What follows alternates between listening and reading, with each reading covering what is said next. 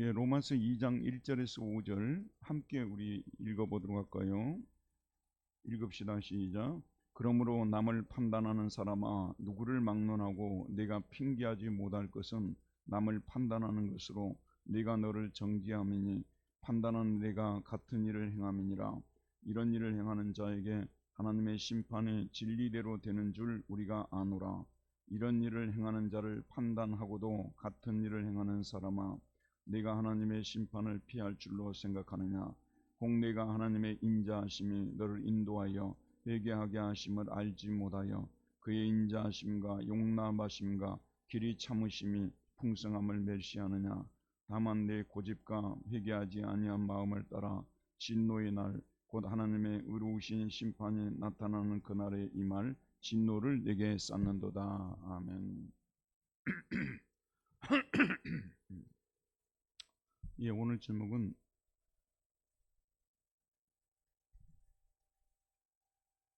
그러므로 남을 판단하는 사람아라는 제목입니다. 여기 로마서의 순서를 보게 되면요, 1장 18절에서 32절까지는 이방인의 죄에 대해서 언급하고 있죠. 그 다음에 2장 1절에서부터 3장 8절까지는 유대인의 죄에 대해서 언급하고 있고, 그 다음에 19절부터 온 인류의 죄에 대해서 언급하고 있는 이 순서를 우리가 볼 수가 있습니다. 그런데 오늘 말씀에서는 유대인의 죄에 대해서 지적을 하고 있는데, 유대인들은 이방인을 판단하면서도 율법도 없는 그런 인간들이 이렇게 판단하면서도 사실은 자신들도 똑같이 율법을 어기고 있는 이런 그 모순을 사도 바울이 오늘 말씀을 통해서 지적을 하고 있습니다. 여러분, 엄격한 율법 또는 엄격한 도덕 법칙이 있잖아요. 인간은 마땅히 이렇게 행동해야 된다, 이렇게 살아야 된다, 그런 법칙들이 이방인들에게도 있고 유대인들에게도 있지 않습니까? 예를 들면 여러분, 그 로마 황제 중에서도 가장 그 악독한 황제 중에 한 사람이 누구라고 생각하세요? 보통 떠오르는 사람, 로마 시를 불질르게 했던 사람 누구예요? 네로.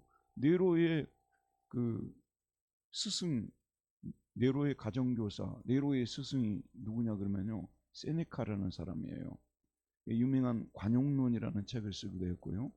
근데 이 세네카라는 사람도 그 주변 사람들이 엄격한 도덕 법칙을, 스토아 철학을 만든 사람 아니에요? 엄격한 도덕 법칙을 가르치고 그러는데 주변 사람들이 많이 속삭였대요. 자기가 가르치는 대로 자기도 살지 못하면서 이런 말들을 많이 했다는 겁니다.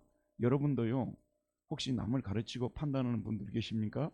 다른 사람들이 뒤에서 수군거리고 있음도 알아야 됩니다. 자기도 잘 못하면서 뭐 이러고 있다는 거예요. 참 좀 여러분, 사극을 가끔씩 보시죠. 사극을요. 요즘은 재밌는 사극이 없는 것, 대조영이라든지 또는 뭐 주몽이라든지 또는 뭐 조선시대 뭐 이런 사극들 있지 않습니까? 여러분, 조선은 여러분 잘 아는 대로 유교 국가였지 않습니까? 고려가 불교였다면 조선은 유교잖아요.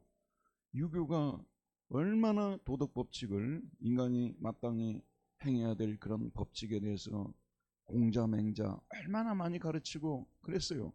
근데 여러분, 세상에 모순이 있어도 그런 모순이 있을 수 없을 정도예요. 여러분 놀라지 않습니까? 거기 보면 남인 북인 노론 소론 해가지고 당파 싸움 지긋지긋하잖아요. 여러분, 아마도 우리 역사에 있어서 그만큼 치열하게 싸웠던, 서로를 정죄하고 판단하고 그랬던 시대가 없을 정도로 조선시대는 모순적으로 살았던 시대라고 볼 수가 있는 거예요. 다 어릴 때부터 뭐 천자문부터 시작해서 맹자를 읽고 중용을 읽고 대학을 읽고 뭐 이렇게 사서삼경 읽고 또 인간의 법도를 막 가르치고 막 배운다 그러고 우리는 양반이요 하고 그랬던 사람들 아닙니까? 근데 일단은 궁에만 가게 되면 서로 판단하고 서로 정죄하고 서로 잡아 죽이고 이런 너무나도 안타까운 모습을 보지 않습니까? 그러니까 판단하는 사람들은요, 저도 그 중에 한 사람이지만 자기도 판단을 받을 수 있다는 것, 심지어는 자기가 판단하는 그 법칙에 의해서 똑같이 그 법칙에서 내가 판단을 받을 수 있음을 알아야 된다는 것입니다. 그래서 여러분, 인간을 좀 아는 사람은요, 가능한 판단을 잘 안 하려고 해요. 왜냐하면 나도 똑같은 일을 하고 있을지 모른다는 생각이 있기 때문에 가능한 판단을 중지하려고. 예전에 누군가 그 힐랍 철학자 중에서 판단 중지라는 말을 썼잖아. 에포케라는데 판단 중지. 그러니까 판단을 자꾸 하다 보게 되면 영적으로도 굉장히 해롭습니다. 자기 영혼에 그렇게 좋을 것이 없어요. 판단을 자꾸 하다 보면. 그래서 오늘 말씀이 물론 유대인의 죄를 지적하는 것도 있지만 오늘 21세기를 살아가는 우리들에게도 굉장히 도전을 주는 말씀입니다.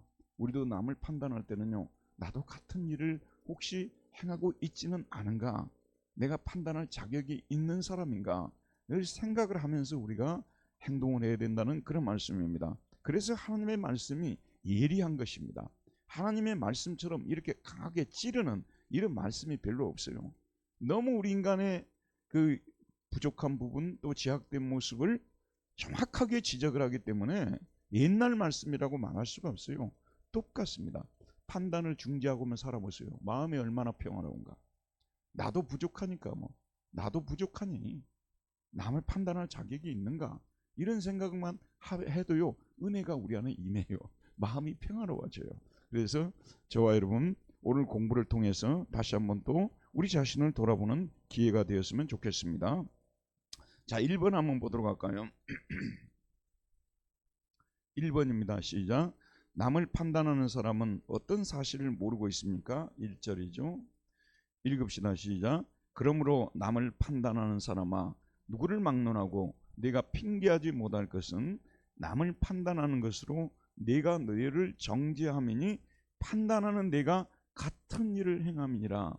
판단을 보통 저지, 여러분의 가정에서도 자녀를 기르면서도요, 판단을 하는가요? 이거는 나쁜 거고 이거는 좋은 거고. 이게 판단하는 행위 자체가 잘못된 것은 아니죠, 여러분. 그런데 우리가 남을 판단해놓고도 내가 똑같은 일을 행한다면 이건 문제가 있는 것이라는 말씀입니다. 그러면 남을 판단하고 정죄해놓고 결국은 뭐냐면 자기가 같은 일을 행하고 있다면 결국은 자기도 정죄를 받아야 된다는 논리가 아니라는 말씀입니다. 아닙니까? 그러니까 판단하는 사람은 결코 그 사람이 하는 일을 똑같이 하지 않고 있다는 전제에서만 판단해야 되지, 자기도 같은 일을 행하면서 남을 판단하고 있다면 그건 문제가 된다는 말씀인데, 자, 여러분, 지금 이제 여러분들은 성인들이 되었잖아요. 그것도 심지어는 연세가 좀 많이 드신 성인들이 되셨잖아요. 그러면 우리가 남의 말을 듣기를 좋아해요, 싫어해요? 또 이건 또 너무 잘하시네.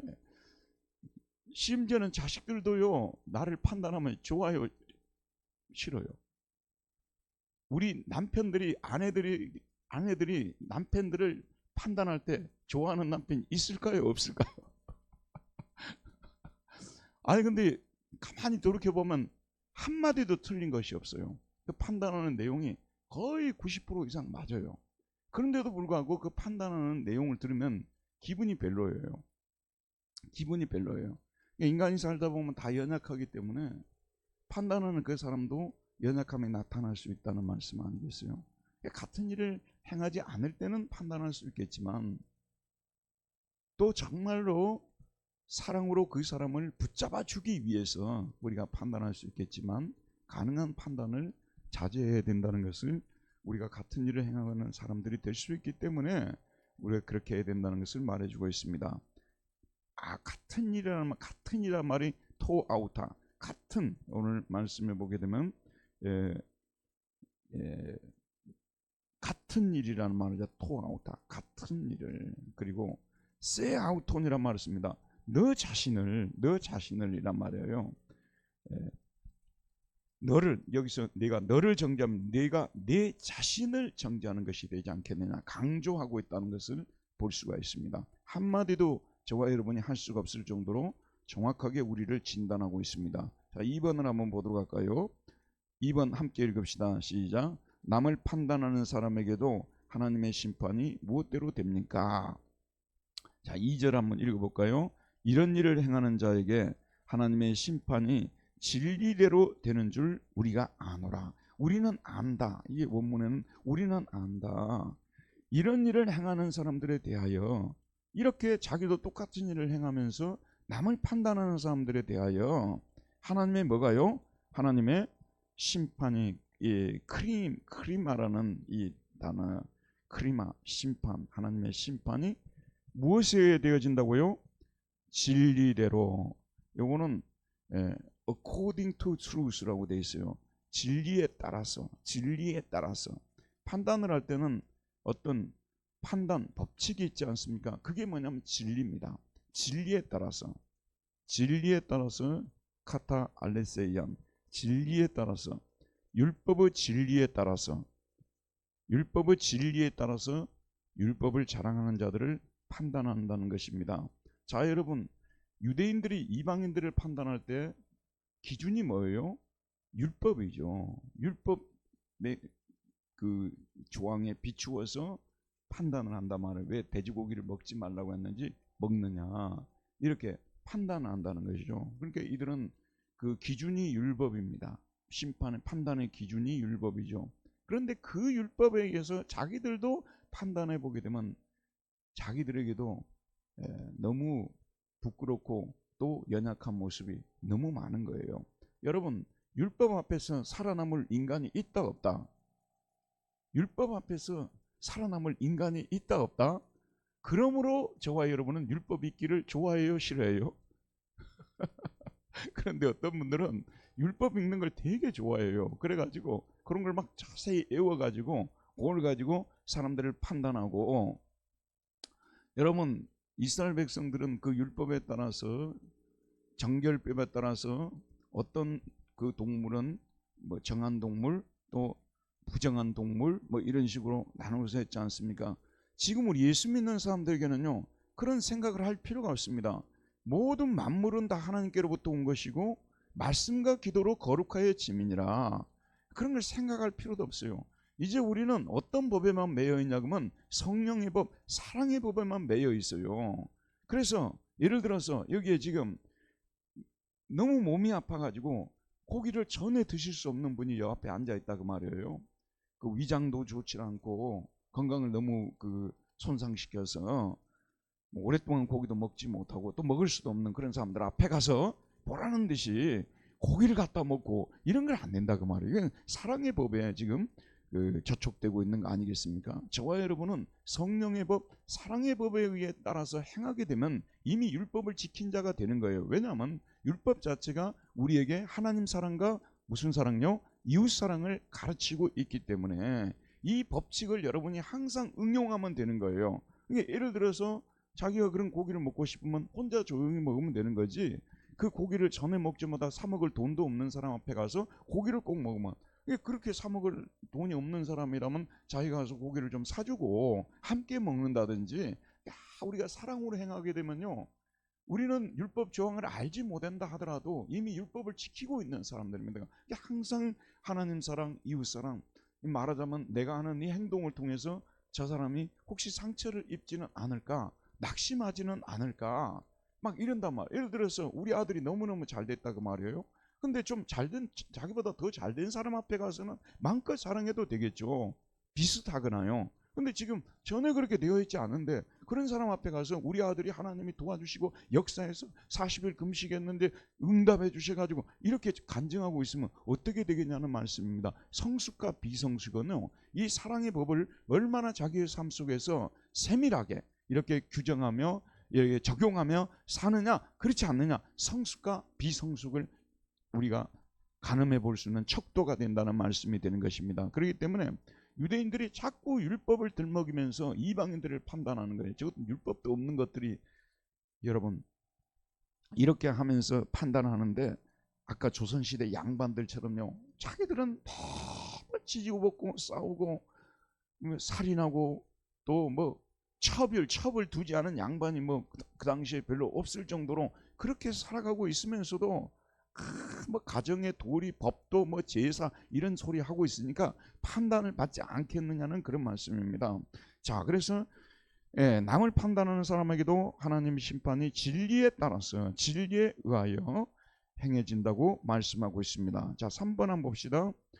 3번 읽읍시다. 시작. 이방인들의 삶을 판단하고도 같은 일을 행하는 유대인들은 무엇을 피할 수 없다고 말합니까? 3절 한번 보도록 할까요?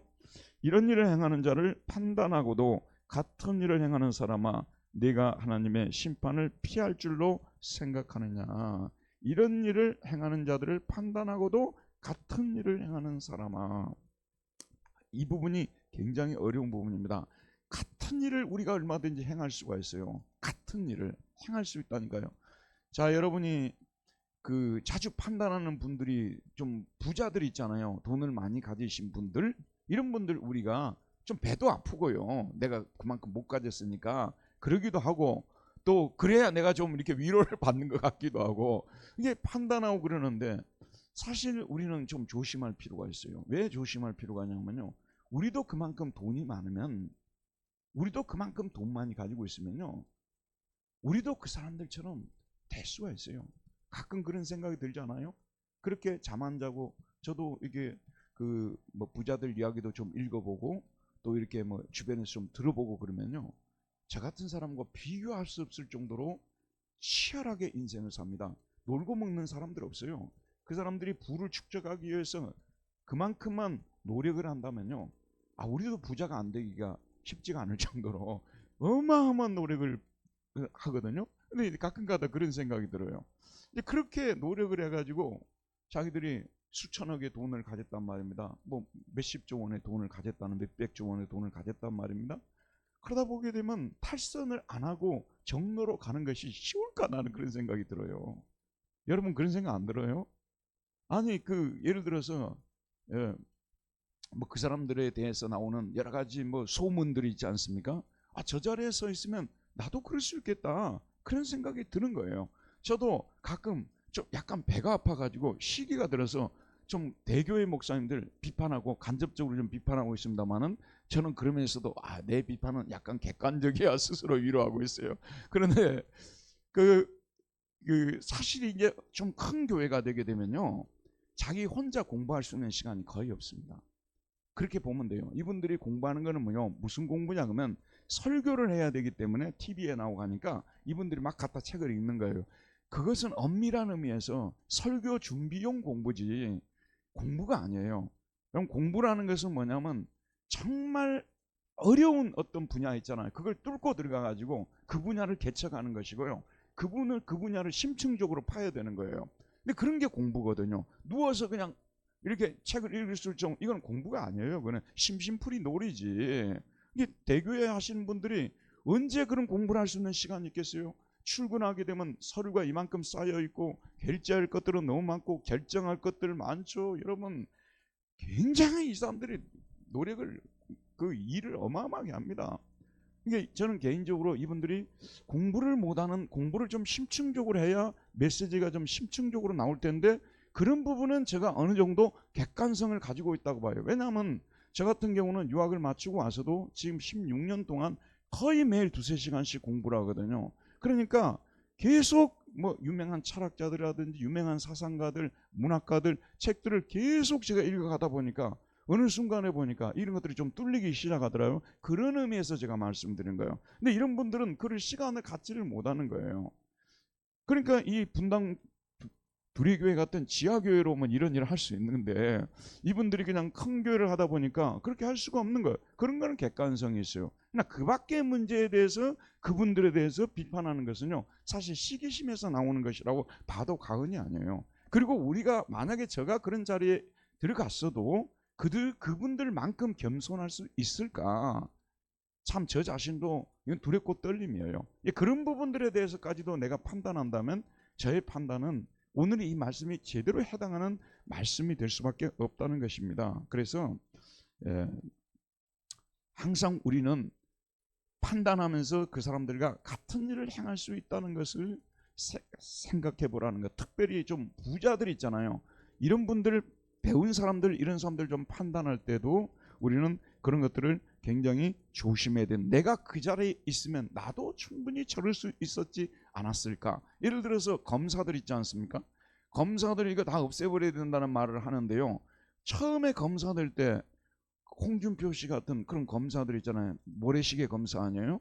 처음에 검사가 될 때 처음부터 그랬겠어요, 여러분? 나만은 부패하지 않고 나만은 권력을 마음대로 휘두르지 않고 정말로 국민을 위해서 사용해야 된다고 얼마나 맹세하고 또 맹세했겠어요. 그러나 막상 들어가니까 조직이 있거든. 거기에 카르텔이 형성돼 있거든요. 술자리에 빠지게 되면 뒤처지는 것 같고 진급도 잘 안 되는 것 같고, 그러니까 어울리다 보게 되니까 쓰는 얘기로 못된 버릇도 배우게 되고, 그래가지고 결국은 욕 얻어먹는 검사들이 되는 거지. 처음부터 그랬겠어요, 여러분?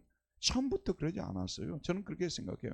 우리 모두가 나도 저런 자리에 있었으면 나는 저 사람들보다 더 나았을까? 항상 이런 생각을 가지고 살면요, 굉장히 우리 마음이 평안해지게 되고 쉽게 남을 판단하지 않게 되고 그런 모습으로 우리가 살아갈 수 있다는 말씀입니다. 자, 우리 4번 한번 보도록 합시다.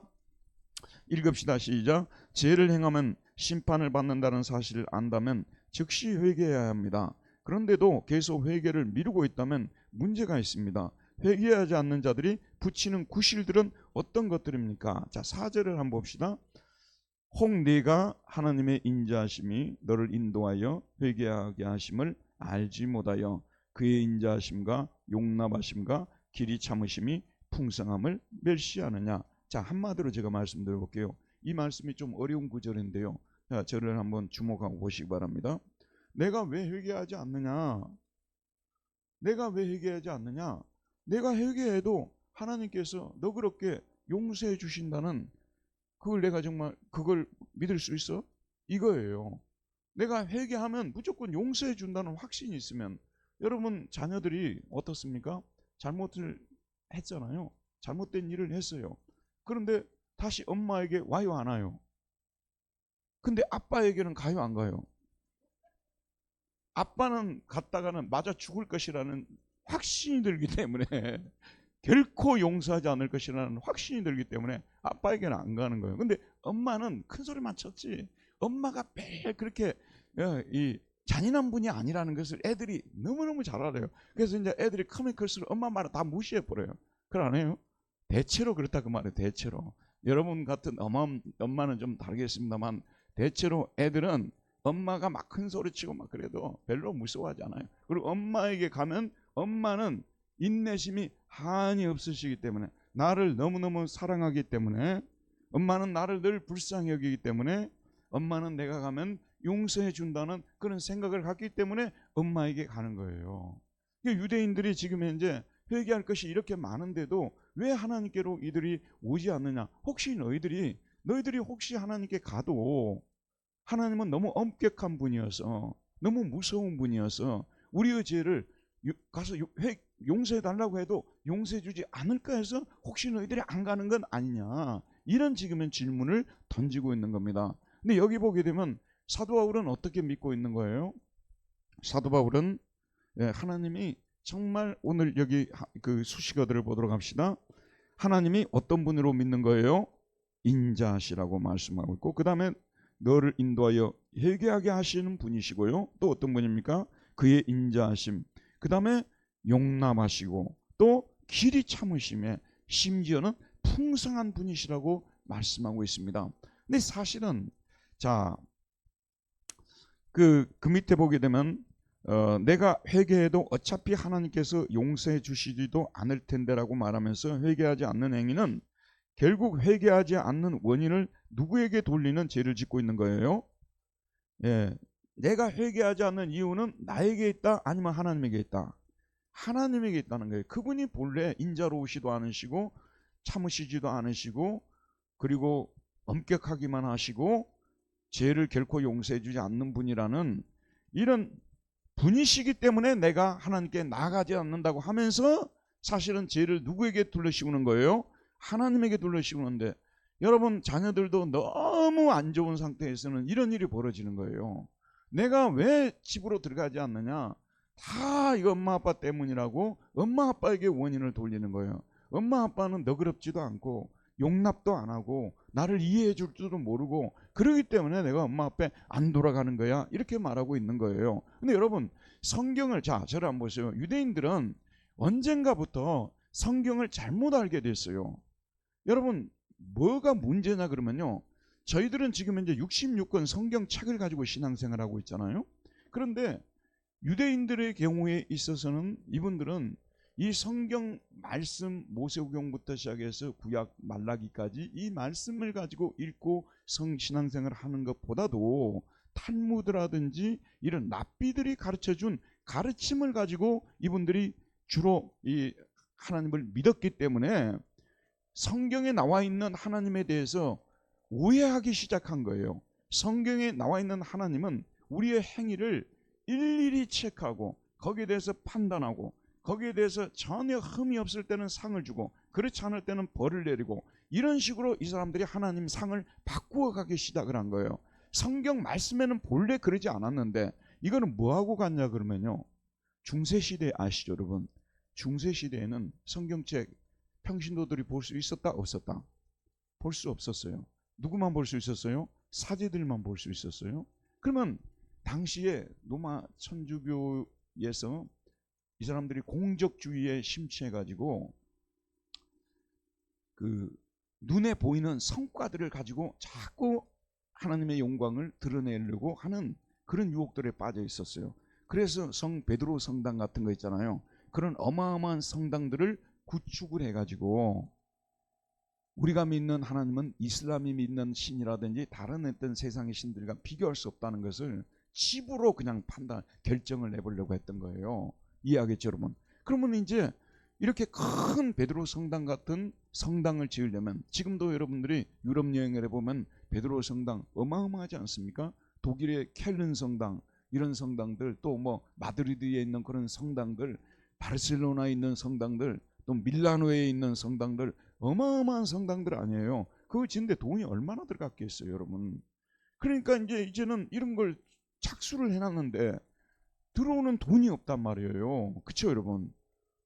그 들어오는 돈이 없으니까 이제는 그 하나님 앞에 많이 내면은 복을 받는다는 이런 메시지들을 전할 수밖에 없는 거 아니겠어요?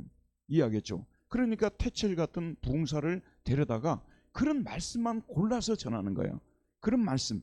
그리고 만약에 이런 일에 참여하지 않고 이런 식으로 하게 되면 별로 좋지 않고 심지어는 벌을 받고 저주를 받을 것이라는 이런 말씀을 전하기 시작하는. 옛날에 우리 한때 부흥회에서 이런 부흥사들 많았어요.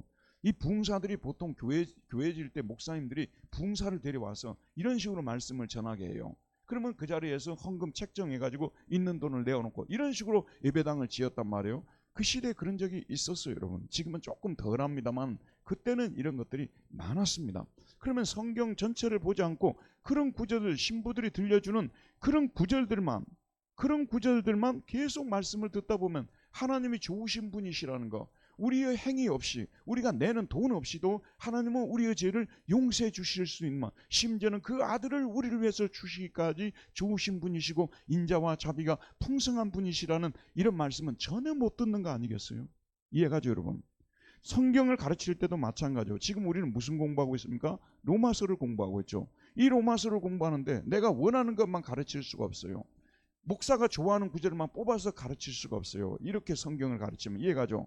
내가 싫어하는 것도 가르쳐야 되는 거고요, 내가 몰랐던 것도 가르쳐야 되고요. 그러다 보니까 공평하게 하나님 말씀을 가르치는데, 아까 그런 부흥사들 같은 경우는 자기가 좋아하는 말씀만 뽑아서 가르치다 보니까 하나님을 너무나 무섭고 인색한 분이시고 또 우리에게 뭘 바라는 분이시고 뭘 안 내면은 죄를 용서해 주지 않으시고 이런 식으로 계속 하다 보니까 어떻게 되겠어요 여러분? 하나님에 대해서 완벽하게 왜곡된 지식을 갖는 거 아니겠습니까? 유대인들이 그랬어요. 그래서 성경에 보게 되면 본래 하나님은 인애와 사랑이 풍부하신 분이시라고 성경 곳곳에서 말씀하고 있지 않습니까? 그러면 제가 한번 봅시다. 여러분, 율법, 우리가 이제 보통 모세오경 중에서 창세기, 출애굽기, 그다음에 레위기, 민수기, 신명기 이런 부분을 주로 율법이 적고 있는 내용들 아닙니까? 거기에도 보게 되면 하나님의 그 엄격하심 속에서도 하나님의 뜨거운 사랑이 그 고아와 가부를 불쌍히 여기고 또 비천한 자들을 불쌍히 여기시고 또 있는 사람들은 다 함께 나누도록 하고 자기 동족을 긍휼히 여기고 이런 하나님의 인애와 사랑이 그 율법 속에도 이미 많이 나타나 있어요. 추수를 할 때 다 가져가지 말고 좀 흘려놓으라는 그런 말씀들이 있지 않습니까? 그 다음에 11조를 내지 않습니까 여러분? 그러면 11조를 내게 되면 그 11조를 또 그 중에 일부는 고아와 가부를 구제하는 데 사용해요. 반드시 그렇게 사용하게 법을 정해놨어요. 그래 하나님의 그 율법 속에도 인애와 사랑이 충분히 나타나 있고 또 그 다음에 또 제사제도 있지 않습니까? 몇 대 제사라고 보통 우리가 배우죠? 몇 대 제사요? 5대 제사를 배우지 않습니까? 번제, 화목제, 또 속건제, 속죄제, 그 다음 또 뭐죠?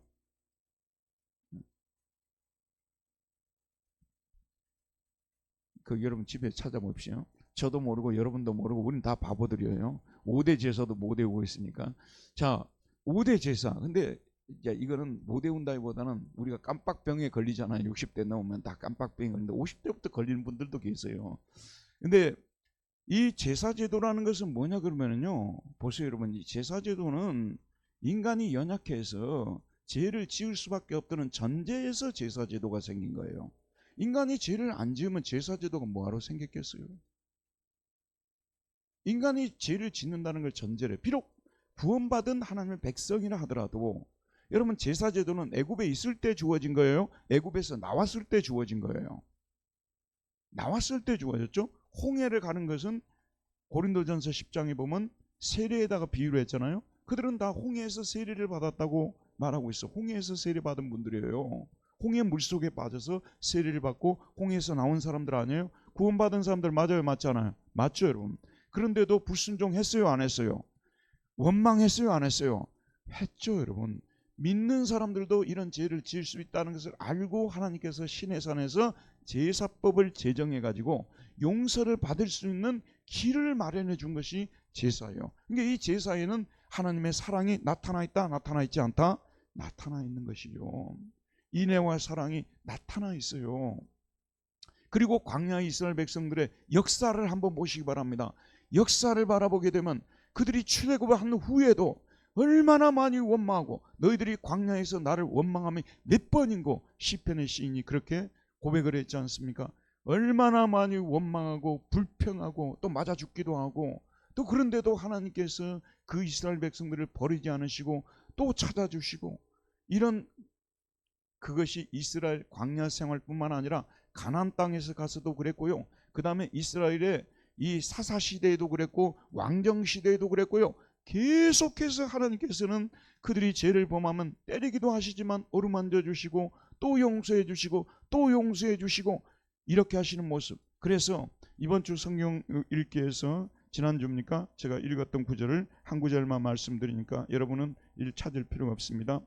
느헤미야에서 이제 이 느헤미야의 말씀이에요.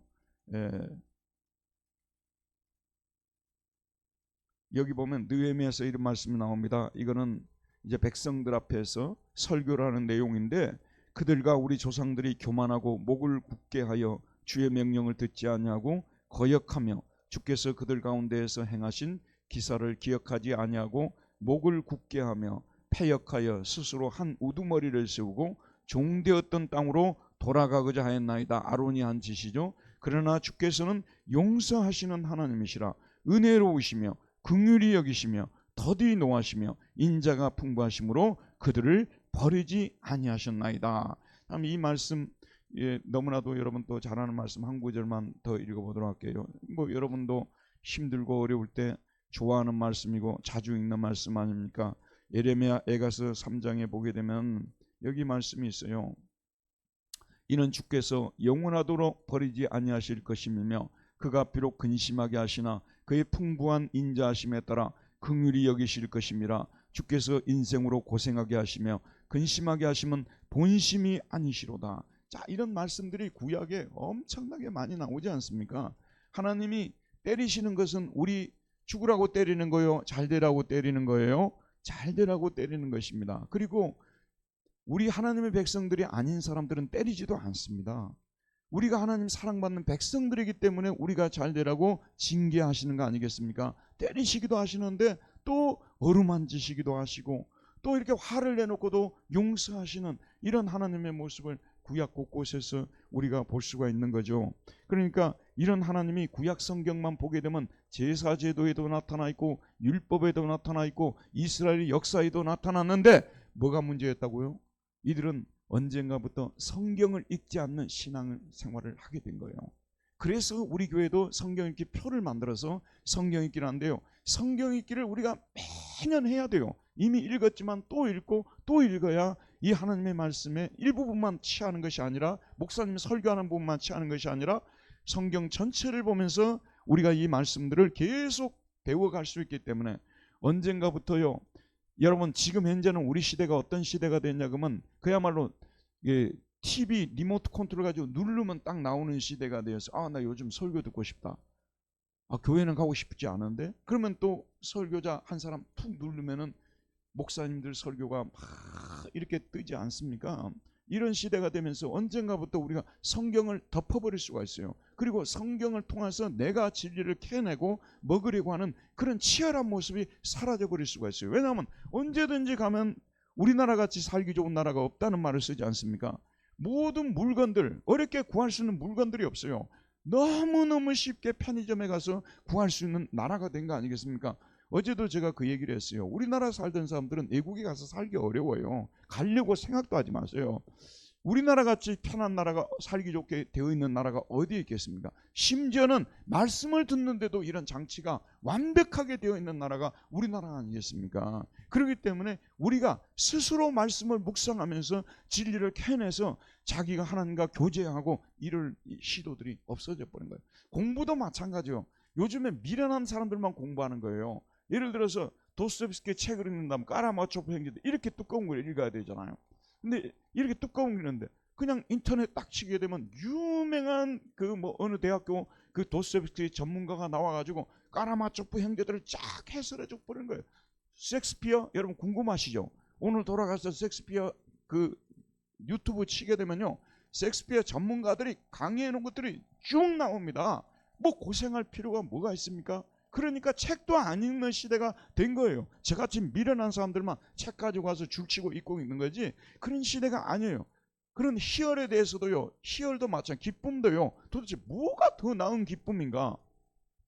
지금도 기억이 나네요. 시타르트에 보게 되면 정말 막 기쁨을 뭔가 찾아보려고 애를 쓰다가 어느 날 딱 나오는데 저 어떤 사람이 수레에서 다 술이 취해가지고 다 이렇게 누워있는 이 모습 그 사람이 정말 행복한가 아니면 내가 행복한가 그 깨달음을 얻게 되는 그런 것들을 제가 읽어본 적이 있는데 여러분도요 마찬가지입니다. 지금 이런 시대에 하나님 말씀을 대충 해서 자꾸 쉬운 길로 가려고 하고 말씀을 스스로 묵상하고 여기서 진리를 캐내어 이게 듣고 씹고 묵상하고 이렇게 하지 않고 신앙생활한 이것이 지금 병든 것입니다. 사실은 건강하지 못한 것. 인스턴트가 널려 있지만 인스턴트 먹고는 건강할 수가 없어요. 스스로 캐서 먹을 수 있는 그런 신앙생활을 해야 되는 거예요. 그래서 오늘 말씀에도 보면 성경을 안 읽고 주는 것만 받아 먹다 보니까 이와 같은 일이 벌어졌다는 것을 어차피 하나님 용서해 주시도 않을 건데요. 뭐 하나님께 내가 회개해야 되냐 이런 말을 하면서 하나님께 회개하지 않는 이런 유대인들의 모습을 보게 되는 것입니다. 자, 우리 5번 한번 봅시다. 읽읍시다. 시작. 사도 바울은 회개하지 않는 원인은 하나님께 있는 것이 아니라 다만 나의 회개하지 않는 무엇 때문이라고 말합니까? 5절. 다만 첫 번째 뭐죠? 내 고집. 그 다음에 누구죠? 뭐죠? 회개하지 아니한 마음을 따라라고 했습니다. 다만 내 고집과 회개하지 아니하는 마음. 이게 뭐냐? 메타노에톤인데 메타노에톤은 회개를 원하는 마음. 회개하려는 마음이고 아를 쓰게 되면 부정이에요. 메타노에톤이라는 것은 회개를 거부하는 마음이에요. 자기가 분명히 회개할 죄가 있어요. 근데 자기 마음속이 얼마나 강팍해져 보냐면 회개를 거부해 버리는 거예요. 내가 뭐 회개할 것? 아니 그 나 정도 죄는 짓는 죄는 뭐 옆에 있는 사람들 다 짓고 사는데 내가 왜 회개해야 되느냐? 이 정도를 가지고 회개해야 되느냐? 회개할 사람 있으면 내가 아는 그 사람 나보다 훨씬 죄 많이 짓고 사는 그런 사람이나 회개해야 되지 내가 무슨 죄를 짓는다고 회개를 해야 되냐고 회개를 거부하는 마음. 이것 때문에 사실은 이 사람들이 회개하지 않는 거예요. 문제는 어디에 있다는 거예요? 마음속에 있는 거예요. 회개를 거부하는 사람들은 생각이 잘못돼서 회개를 안 하고 있는 거예요. 이게 문제인 것입니다. 생각을 잘못하고 있는 거예요. 내 고집과 회개하지 아니한 마음을 따라서. 그 다음에 자 6번을 한번 보도록 합시다. 마지막 문제입니다. 시작. 회개하지 않고 죄를 쌓아놓는 행위는 결국 진노의 날 곧 하나님의 의로우신 심판이 나타나는 그날에 이 말 무엇을 내게 쌓아놓는 일이 됩니까? 읽어봅시다. 진노의 날 곧 하나님의 의로우신 심판이 나타나신 최후의 그날에 이 말 진노를 내게 쌓는도다. 저축하는 것은 좋죠. 저축하는 것은 좋죠, 여러분. 근데 진노를 세이브해 놓은 것은 이 단어가 세이브하다는 뜻이에요. 저축해 놓는 것은 좋은 일이 아니죠. 빨리 털어버려야 돼요. 인간은 자 여러분 이제 다 끝났어요. 저를 주목해서 보십시오. 우리가 비록 구원을 받았다 할지라도요. 우리의 죄의 본성은 아담이 물려준 죄의 본성은 여전히 남아있어요.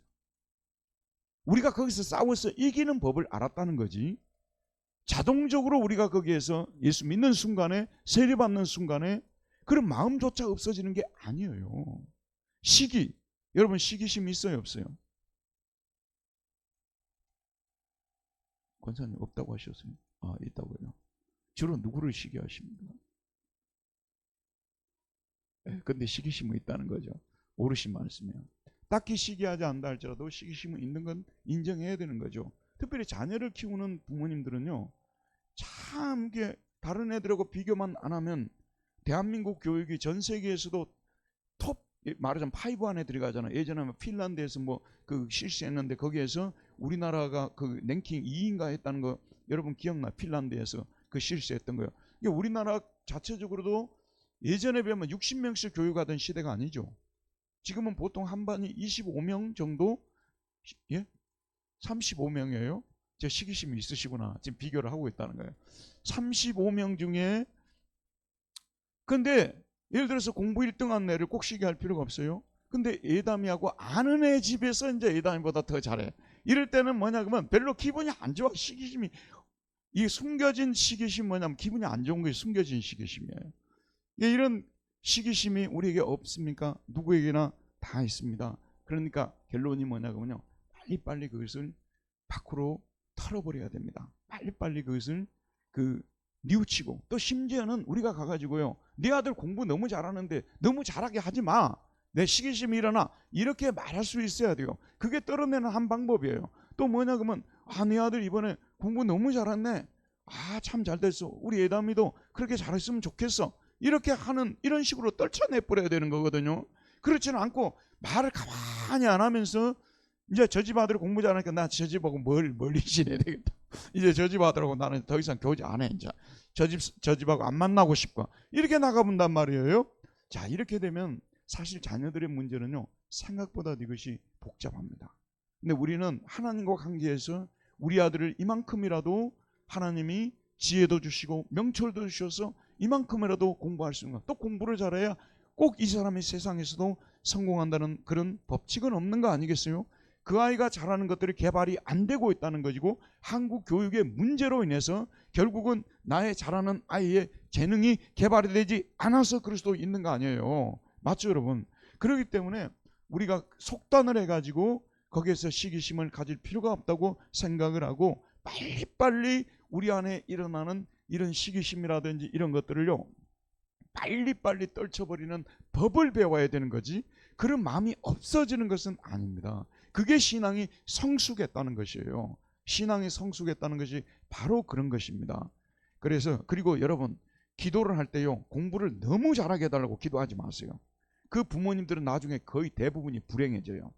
공부를 잘하면은 너무 잘하게 되면 결국 와이프만 좋은 거예요. 결국 자기 와이프만 좋은 거지 부모는 별로 좋은 게 아니니까 너무 잘하려고 하지 마시고요. 또 너무 잘하고 우수한 애들은요, 부모님에게 대체로 잘하지 않는다는 이상한 그런 관례가 있어요. 대체로 부모에게 목숨을 메고 죽게 하며 살기로 부모를 위하는 아이들은요, 좀 집안에서 공부도 좀 못하고 그랬던 아이들이, 심지어는 매도 많이 맞고 이런 애들이 나중에 오는. 제가 예전에 전도사 생활을 했어요. 그래서 이제 공부한다고 전도사 생활을 그만뒀어요. 스승의 날이 딱 되었어요. 누가 찾아온 줄 압니까? 제일 문제 많이 일으키는 애가 찾아왔더라고요. 스승의 날이라고요. 깜짝 놀랐어요.